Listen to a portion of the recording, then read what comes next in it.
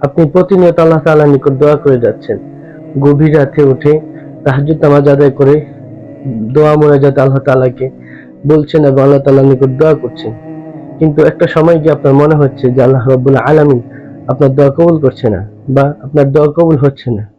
যদি এমনই হয়ে থাকে তাহলে আপনি শুনুন যে আল্লাহ তাআলা রাব্বুল আলামিন সূরা গাফির আয়াতে বলে, ওয়াকালা রাব্বুকুম উদউনি আস্তাজিব লাকুম। আমি তোমাদের রব, তোমরা আমাকে ডাকো, আমি সাড়া দিব। সুতরাং আমরা যে দোয়াটা করতেছি সেটা আমাদের জন্য হয়তো বা কল্যাণকর নয় বা আমাদের জন্য উত্তম নয় বা উত্তম ফয়সালা নয়, সেজন্য আল্লাহ তাআলা আপনাকে দিচ্ছে না। আমাদের জেনে রাখা উচিত যে আল্লাহ তাআলা রাব্বুল আলামিন তার বান্দার দোয়া তিন ভাবে কবুল করে থাকেন। প্রথমত হচ্ছে বান্দা দোয়া করার সাথে সাথে আল্লাহ তাআলা কবুল করে নেন, এবং দ্বিতীয়ত হচ্ছে যে আল্লাহ তাআলা দোয়াটাকে রেখে দেন পরবর্তীর জন্য, এবং তৃতীয়ত হচ্ছে যে আল্লাহ তাআলা আপনার এই দোয়ার মাধ্যমে আপনাকে কোনো এক বড় বিপদ থেকে মুক্ত করেন।